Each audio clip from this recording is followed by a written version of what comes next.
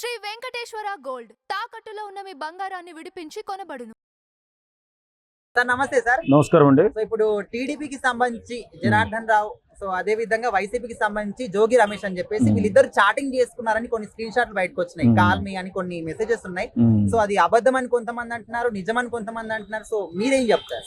ఈ కల్తీ లిక్కర్ ద్వారా సమాజంలో చాలా మంది చనిపోవడం కూడా జరిగింది. నిజంగా చాలా దురదృష్టమైన కేసు ఇది. ఎందుకంటే ఎవడో బాగుపడడం కోసం ఎంతో మంది జీవితాలు సర్వనాశనం చేసినటువంటి కేసు.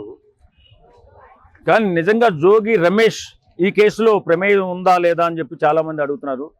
ఈ జోగి రమేష్ అనేవాడు చాలా దుర్మార్గమైనటువంటి దౌర్జన్యాలు చేస్తూ ఆయన నియోజకవర్గంలో చాలా అన్యాయాలకు పాల్పడేటటువంటి వ్యక్తి ఎవరైనా ఉన్నారంటే అతను జోగి రమేష్. ఎందుకంటే ఈవేళ సమాజాన్ని విచ్ఛిన్నం చేసి 35,000 మంది చనిపోవడానికి కారణమైన కేసు ఈ కల్తీ మద్యం కేసు. ఈ కల్తీ మద్యం గత వైసీపీ పాలనలో 5 సంవత్సరాల్లో కూడా ఇచ్చలవిడిగా చేసి చాలామంది ఉసురు తీసేశారు ఈ కల్తీ మద్యం వల్ల.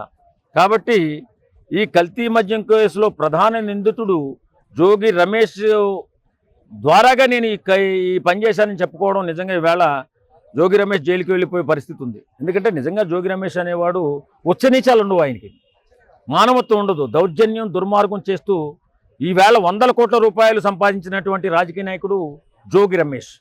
ఆ జోగి రమేష్ పాపం పవన్ కళ్యాణ్ గారు ఆయన రాజకీయాల్లోకి వచ్చి ఏదో పోరాటం చేసుకుంటూ అన్యాయాన్ని పోరాటం చేసుకుంటూ ముందుకు వెళ్తున్న తరుణంలో నిష్కారణంగా పవన్ కళ్యాణ్ గారిని ఇష్టాన్రీతిగా ఒరే పవన్ కళ్యాణ్ పిచ్చి కుక్క అని తిట్టినటువంటి ఈ సమాజంలో ఈ రాజకీయాల్లో పిచ్చి కుక్క ఎవడైనా ఉన్నాడంటే, జగన్మోహన్ రెడ్డికి హచ్చి కుక్క ఎవడైనా ఉన్నాడంటే వాడు జోగి రమేష్. అంత నీచాతి నీచమైన వ్యక్తిత్వం ఉన్న వ్యక్తి నిజంగా ఈవేళ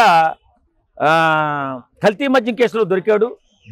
ఈ దొంగ వాడుకుంటుంది ముందు ముసళ్ళ పండగ. నిజంగా ఖచ్చితంగా ఇలాంటి ఆర్థిక నేరస్తులు అంటే సమాజాన్ని పట్టిబీడుస్తున్నటువంటి ఆర్థిక నేరస్తులు జోగి రమేష్ లాంటి వ్యక్తుల్ని నిర్బంధించవలసిన అవసరం ఎంతైనా ఉంది. లేకపోతే వీళ్ళ సమాజానికి చీడపురుగులుగా తయారయ్యి ఇలాంటి మద్యం కేసులు నడిపిస్తూ ప్రజలను చంపేస్తూ వాళ్ళ రక్తమాంసాలు తింటూ బతుకుతున్న రాక్షసులు వీళ్ళు.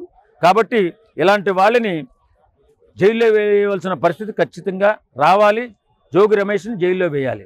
జోగి రమేష్ చెప్పడం జరుగుతుంది ఒక ప్రెస్ మీట్ లో, ఈ రోజు ప్రెస్ మీట్ లో అలా చేస్తుంటే నేను దేవుడు చూస్తాడు, దుర్గమ్మ మాతమైన ఒట్టు లేకపోతే తిరుమల వెంకటేశ్వర స్వామి ఒట్టు అని చెప్తున్నారు. దేనికైనా సిద్ధంగా ఉన్నాను నేను. చంద్రబాబు గారికి లోకేష్ గారు ఫోన్ చెక్ చేయండి, అవసరం అయితే ఎవరు దొరుకుతారో చూద్దామని టీడీపీ మీదకి వస్తుంది. మరి ఆయన కూడా అంత స్పష్టంగా చెప్తున్నారు, అంత గట్టిగా చెప్తున్నారు అంటే వాళ్ళ హస్తం ఉండొచ్చు. మరి జోగి రమేష్ అనేవాడు సంస్కారం లేని సంస్కారహీనుడు. ఎందుకు చెప్పనా, చంద్రబాబు నాయుడు నువ్వురా నే ప్రమాణ రే సంస్కారం లేదరా, నీ వయసు ఏంటి, నీ బతికేంట్రా సన్నాసి. చంద్రబాబు నాయుడు గారు రా అని పిలవాల. చంద్రబాబు నాయుడు అని పెడుతున్నా అంటే ఎంత కుసంస్కారు వాడు. నిజంగా పవన్ కళ్యాణ్ని అంత నీచంగా తిట్టినటువంటి దుర్మార్గుడే వాడు. వాడిని ఇప్పటి వరకు సమాజంలో తిరగనివ్వడమే చాలా పెద్ద తప్పు. ఆ రోజు జగన్మోహన్ రెడ్డి బుద్ధి చెప్పుంటే ఆ వేళ బుద్ధి చెప్పుంటే ఇవాళ ఈ పరిస్థితి వచ్చేది కాదు. జోగి రమేష్ అనేవాడు విచ్చలవిడిగా కల్తీ మద్యాన్ని సరఫరా చేసి సమాజంలో 3,500 మంది సావుకి కారణమయ్యాడని చెప్పి ఇప్పుడు తెలుస్తుంది. అంటే కావాలని టీడీపీ జోగి రమేష్ ఇరికిచ్చారని చెప్తున్నారు, జనార్దన్ రెడ్డితో అలా చెప్పించారని చెప్తున్నారు. జోగి రమేష్ ఏమన్నా మహాత్ముడా సంస్కార? నిజంగా దేవాలయం లాంటి మన అసెంబ్లీలో ఇష్టాన్రీతిగా మాట్లాడిన దుర్మార్గుడే కదా. దేవుడు లాంటి పవన్ కళ్యాణ్ని ఉచ్చనీచాలు లేకుండా తిట్టినటువంటి దరిద్రుడే కదా. మరి వీడు మంచి చేస్తాడంటే ఎవడు నమ్ముతాడా? కక్ష ఎందుకు? అసలు నికృష్టుడి మీద కష్టం ఎందుకు? వాడు దరిద్రుడు, నికృష్టుడు, ఇలాంటి పనులు చేసేటటువంటి ఒక నీచమైన వ్యక్తిత్వం ఉన్న వ్యక్తి జోగి రమేష్. కాబట్టి ఈవేళ వాడిని అరెస్ట్ చేయడానికి పోలీసులు వెళ్తారు, అరెస్ట్ చేస్తారు ఖచ్చితంగా. మరి ఇలాంటి దుర్మార్గమైన పనులు చేసి నేను మొత్తం సత్యసంధుడిని, త్యాగనిరుతుడిని, నేను ఎంతో గొప్పవాడిని నిలజెప్పుటో నువ్వు మాట్లాడేట సంస్కారం. ఎవడైనా రాజకీయ నాయకుడు కానీ సెలబ్రిటీ కానీ నీ మాటల్లో సంస్కారం ఉండాలి, నీ చేతల్లో సంస్కారం ఉండాలి. మరి ఎక్కడుంది నీ సంస్కారం? పవన్ కళ్యాణ్ తిట్టినప్పుడు సంస్కారం ఉందా నీకు? కాబట్టి ఏదేమైనా దుర్మార్గం ఎప్పుడైనా దొరక్క తప్పదు, తప్పు చేసిన వాడు శిక్ష అనుభవించక తప్పదు. అంటే జోగి రమేష్ చెప్తున్నాడు దేనికైనా రెడీగా ఉన్నాను, నేను ఏ టెస్ట్ కి రెడీగా ఉన్నాను, అది కూడా చేయండి నేను రెడీగా ఉన్నాను చెప్తున్నాడు. మరి దొంగ ఏం చెప్తాడు? నేను దొంగతనం చేశానని చెప్తాడేంటి? వీడు గజ దొంగ గంగులు గాడు. చేయలేదని చెప్పుకోవాలి కదా. మరి ఎందుకు చెప్తాడు? దొంగ లేకపోతే నువ్వు 100 కోట్ల రూపాయలు ఎక్కడి నుంచి సంపాదించాడా? ఆయన వ్యవసాయాలు చేశాడా, వ్యాపారాలు చేశాడా?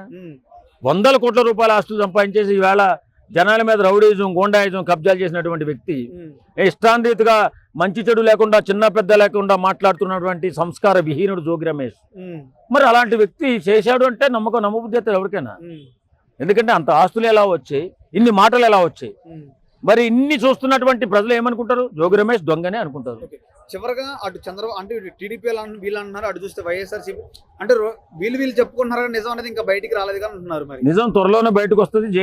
జోగి రమేష్ అని కూడా జైలుకు పోతాడు.